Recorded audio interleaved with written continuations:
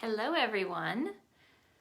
I don't know why they updated Facebook Live the way they did.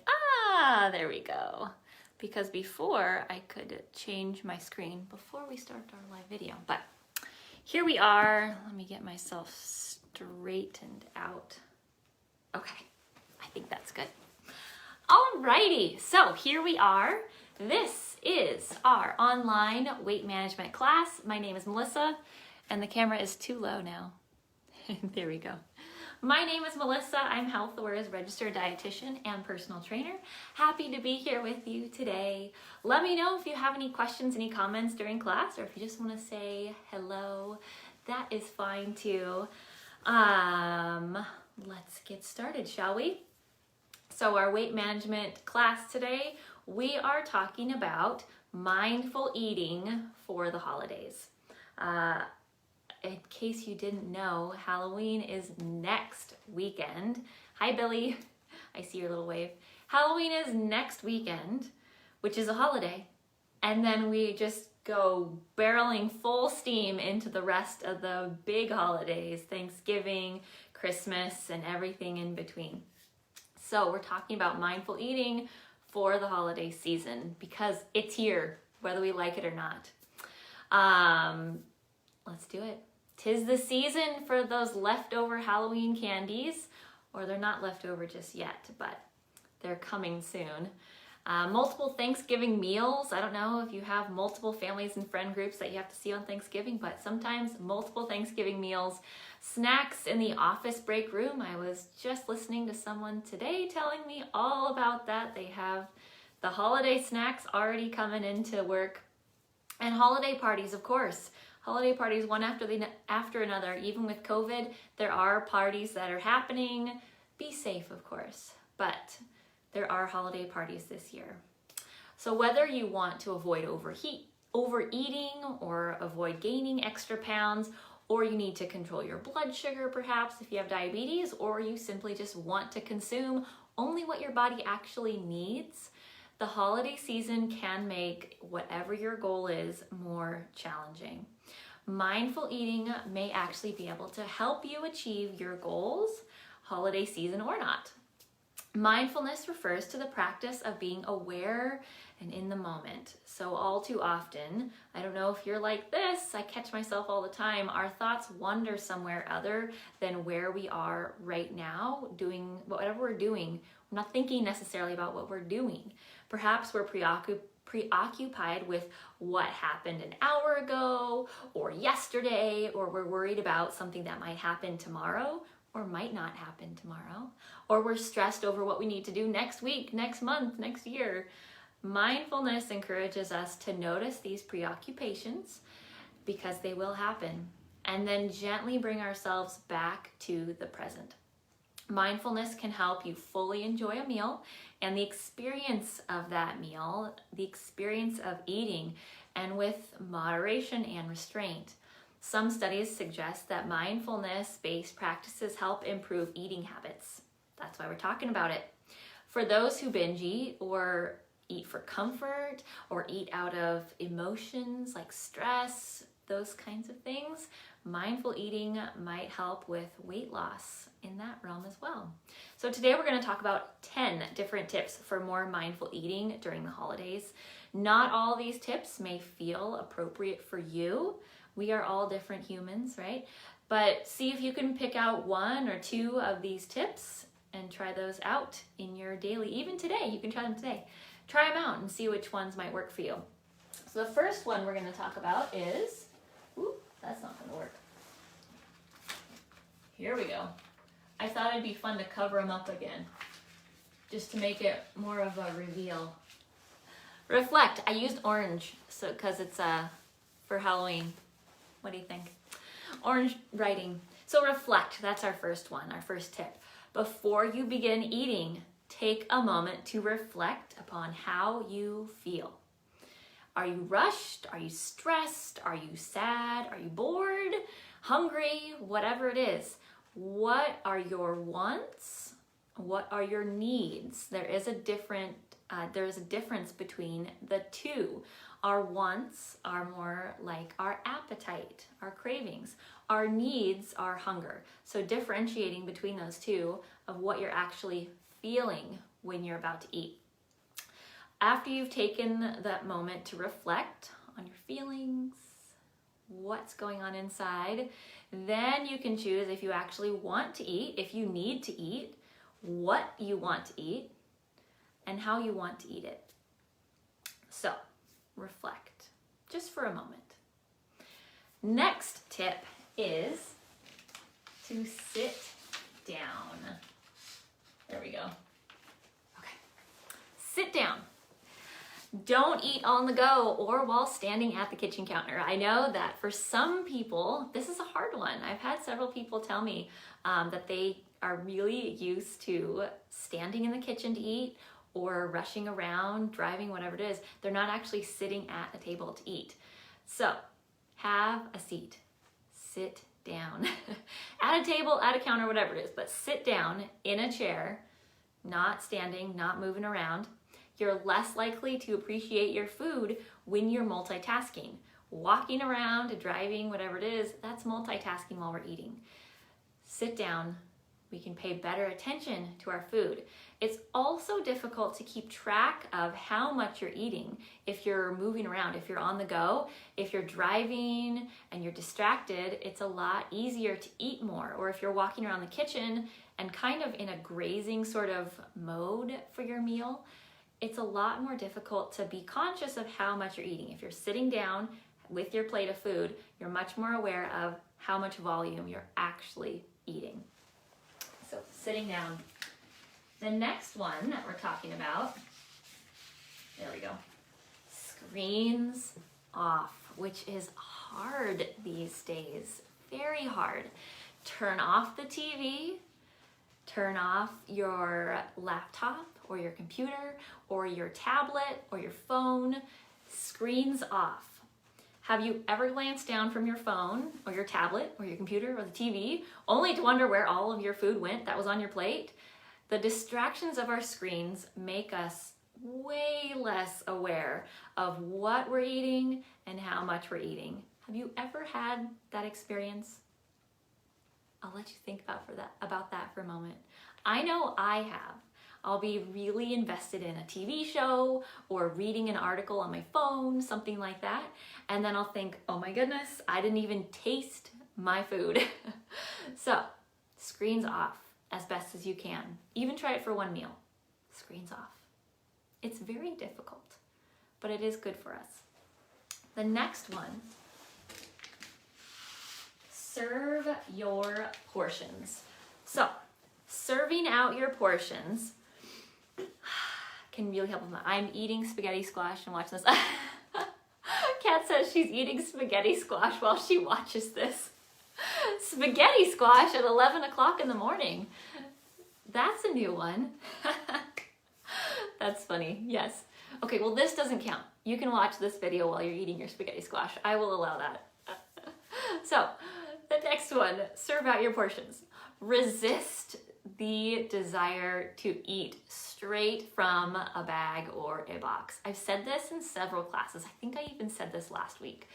Not only is it easier to overeat when you can't see how much you've actually had, but it's also harder to fully appreciate your food when you can't see it. If you're eating straight out of a bag of chips, for example, it's a very popular one.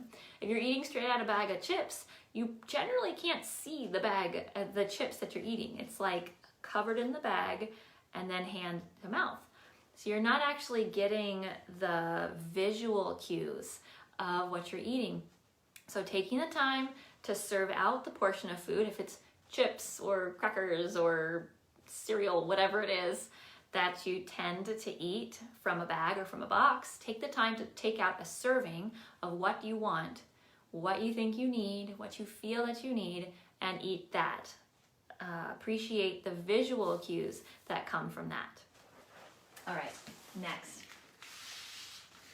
Smaller plates. I've had one person recently tell me about this, that they use smaller plates, and it's been very helpful for them.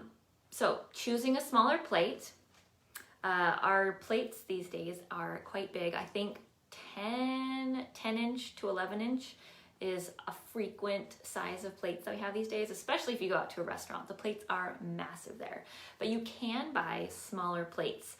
Somewhere in that 7 to 9 inch plate would be considered a bit of a smaller plate. I think 9 to 10, 11 is more of the standard dinner size plate. So you might actually crave less if you see less food, right? Smaller plates help you with portion control, for one. There's less plate area, so you can't put as much food on it, right? And that's especially good strategy if you're at a meal or at home or a holiday party where it's an all-you-can-eat sort of situation. So choosing a smaller plate, if possible, in those types of situations can help you eat less and control the portions with sort of that tangible portion control. Rather than you having to do it, your plate is going to control your portions for you. And that helps you be more mindful about how much you're eating as well. The next one is very much about mindfulness. So this one, gratitude. Give gratitude. This is similar to the very first one, reflect. But with giving gratitude, it's slightly different. Before you begin your meal or snack or whatever it is, before you start to eat at the holiday party, even if you're at work, about to have something from the spread of holiday treats that are there, before you start to eat anything, pause and take a moment to acknowledge the labor that went into producing your meal, whether it's giving thanks to the farmers, the factory workers, the animals, the earth, the chefs, whoever prepared it, your friends if they made the food. Take a moment to give thanks, give gratitude for that food. It's just another step in bringing you, again, back into the present to really think about the experience of the food rather than just kind of totally skipping over any of the mental connection that goes with our food. So giving gratitude can be very, very helpful. Flip my notes. Next one. This one is more of a activity-based one, right? So chew times 30, okay? Try to get, if you can, try to get 30 chews out of every bite, or as many as you can. 30 is a very rough guide. It's not a hard and fast rule. And it can be difficult to get 30 chews out of certain foods like mashed potatoes or oatmeal, those ones that are really, really soft, right? It's very hard to get 30 chews out of that, but get as much as you can. The intention is really to take the time to actually enjoy the flavors and the textures that are in your mouth with your food before you swallow. It also can help prevent overeating by giving your gut more time to send the signals to your brain that you're full. It also helps with digestion. When we chew our food well, the digestive process starts in our mouth. There are certain enzymes that are released in our saliva when we're chewing, and then we swallow. And also the mechanical digestion, so when you're chewing your food, you're breaking it down more, so your stomach doesn't have to do as much of the digestion and the processing. So it's easier on the digestive system if you chew really well. So that one you can try out right now. Cat, right now. Cat, chewing your spaghetti squash right now. Chew it 30 bites or chew 30 chews before you swallow. No, you don't have to, it's okay. But try it out today. I was eating carrots yesterday and I was thinking, oh my goodness, I don't even know how many times I've chewed. It was probably 5 times before I chewed and swallowed my bite of carrots. I thought, it's a carrot, I need to chew it more. So it's really surprising when you start paying attention to how much you chew your food or don't chew, because almost never do we get 30 chews, right? Really being conscious about that. We've got 3 more to go. The next one, utensils down. Put your utensil down when you're eating. You tried, Kat said she tried. How'd you do? How many chews did you get? So often we are already, this kind of goes along with chewing, right? Slowing down the process of eating. Often we are already preparing our next bite with our fork or spoon, and it's already to our mouth before we're even finished with the bite that's in our mouth. So try putting down your utensils after each bite. This one is not something we typically do, right? You don't put your fork down in between every bite. So this one is definitely a little bit of a different, not abnormal, but not the typical thing, because chewing, you're just adding more chews to what you're already doing. But putting your utensil down is something that we definitely don't do when we're eating our meals. So put that utensil down and don't pick it back up until you've enjoyed and swallowed what's already in your mouth. And then pick your utensil up and go for another bite. It slows down the process, which can help you eat less overall and be more mindful of what you're eating. The next two, this one here, no clean plate club. So what I mean, many of us were brought up to finish everything on your plate, and you were not allowed to leave the table until it was gone. It's okay to cancel your membership to the Clean Plate Club. Consider packing up your leftovers from a party to go, or just leaving your last few bites. I know I talked about this last week. Even though none of us like to waste food, remember that overfilling yourself is not going to help anything, right? It's not going to help people that are in need if you finish your food, right? Ideally, we shouldn't serve ourselves more than we need, and that would be the helpful way to go about it. But if you really feel like you are in that mindset of my plate must be clean, it is okay. You don't have to clean your plate. Oh, Kat says, oh, she gotta try putting down the utensils down. It's something different to do on a normal basis. We usually hold on to our utensil and just kind of keep going with our food. So it's, okay. Are we back? My phone cut out there for a second. That was weird. That had never happened before. Okay, we'll finish up. We're almost done. The last one is silence. Try eating your meals in silence once in a while. When it's quiet, it's natural for the mind to wander, right? So acknowledge each thought as it comes, and then see if you can gently and intentionally return to your experience of eating. Be conscious of the food's consistency, its flavor, the taste, the textures, the smell, and fully appreciate the moment and all of those senses being activated. Of course, meal time can be an important time for sharing the day with your family or your friends when the household gathers. So having an entire meal in silence may not necessarily be reasonable for everyone or practical. Could be very awkward, but even spending maybe 5 or 10 minutes in silence can be a refreshing change and can really set a mindful and grateful tone for the rest of that meal. Okay, we made it through all 10. So to wrap up, I want to mention that mindfulness does offer many other benefits throughout the year, not just at the holidays. If you notice, these are general guidelines. They're not holiday specific. So they can be applied any time of year.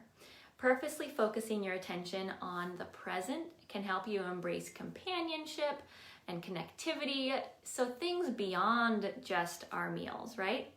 And your overall contentment, and can help make the holiday seasons more meaningful when we're more mindful with our meals and more mindful just in general. I hope you enjoyed class today. I'm sorry if my phone disconnected there for a second in the class. That's what it looked like on my end. So I'm sorry about that if that happened, but I think we're done. I think we made it. So I will see you all next time. If I don't see you before Halloween, we don't have any more classes between now and then. So happy Halloween. I will see you in November. Bye.